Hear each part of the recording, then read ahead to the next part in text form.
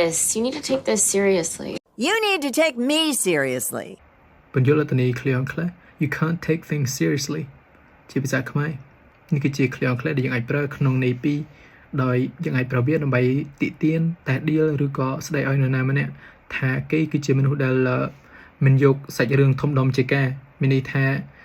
គេគឺជាមនុស្សដែលមានទំនួលខុសត្រូវឬក៏ចាត់ទុករឿងធំដុំគឺជារឿងលេងសើច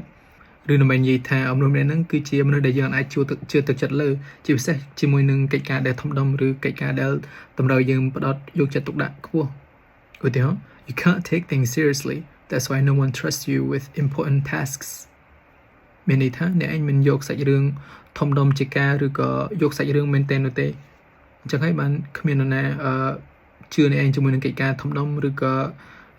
ឲ្យអ្នកឯងធ្វើរឿងអ្វីមួយដែលសំខាន់នោះទេប៉ុន្តែបើសិនជាយើងប្រើវានៅក្នុងន័យបែបយកចិត្តទុកដាក់នរណាម្នាក់ឬក៏ផ្ដល់ដំបូន្មានដល់នរណាម្នាក់យើងអាចប្រើវាជាមួយនឹងពាក្យថា to យើងអាចនិយាយថា You can't take things too seriously យើងប្រើឃ្លាមួយនេះដើម្បីប្រាប់នរណាម្នាក់ថាគេមិន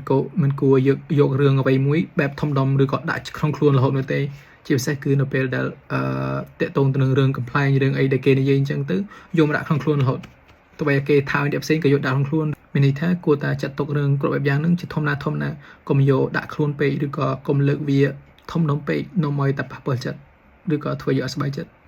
យើងអាចប្រើឃ្លាមួយនេះជាមួយមនុស្សបានដែរដោយបើសិនជាយើង take someone seriously នោះមានន័យថាយើងផ្ដល់តម្លៃម្នាក់នោះ being take someone seriously មានន័យថាយើងយកគេជាការយកអ្វីដែលគេញ៉ៃយកគំនិតយកអារម្មណ៍របស់គេជាការដោយមិនបង្ហាញកន្តើយលើ